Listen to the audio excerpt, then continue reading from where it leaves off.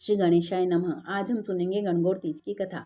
एक समय की बात है, भगवान शिव और देवी पार्वती नारद मुनि के साथ पृथ्वी पर भ्रमण पर आए। उस दिन संयोग से चैत्र मास शुक्ल की पक्ष की तृतीया तिथि थी। इस तिथि को गौरी तृतीया के नाम से भी जाना जाता है। जब गांव वालों को पता लगा कि भगवान शिव देवी पार्वती के साथ गांव में पधारे हैं, तो गांव की सभी निर्धन महिलाओं के पास जो जल फूल फल उपलब्ध थे लेकर भगवान शिव और पार्वती की सेवा में पहुंची। देवी पार्वती और भगवान शंकर उन निर्धन महिलाओं की सेवा से प्रसन्न हुए। पार्वती ने उस समय अपने हाथों में जल लेकर उन निर्धन महिलाओं पर सुहाग्रस छिड़क दिया। देवी पार्वती ने उन निर्धन महिलाओं को कहा कि तुम सभी का सुहाग अटल रहेगा।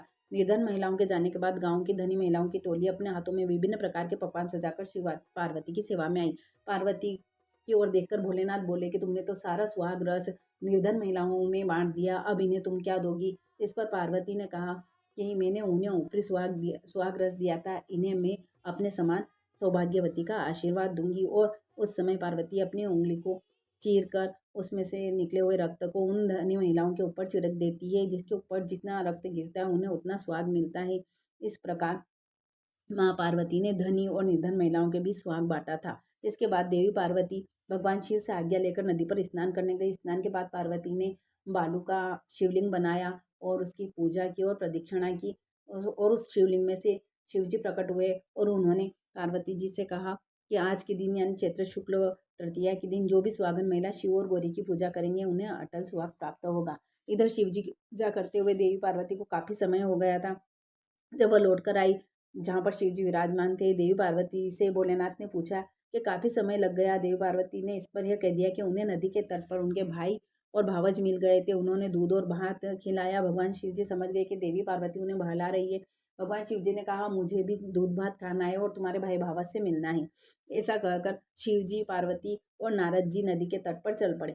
पार्वती जी ने मन ही मन में सोचा कि हे भोलेनाथ, मेरी लाज रख लेना।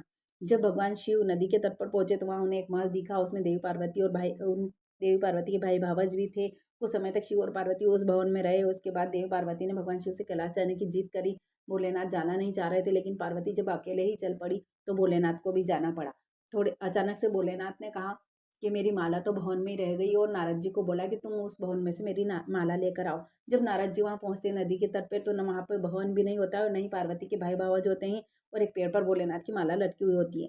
नारद जी भोलेनाथ को आकर बोलते हैं वहां तो कुछ भी नहीं है, खाली जंगल है, ये आपकी कैसी माया। तो भोलेनाथ बोलते हैं ये माया मेरी नहीं है, ये तो पार्वती की माया है।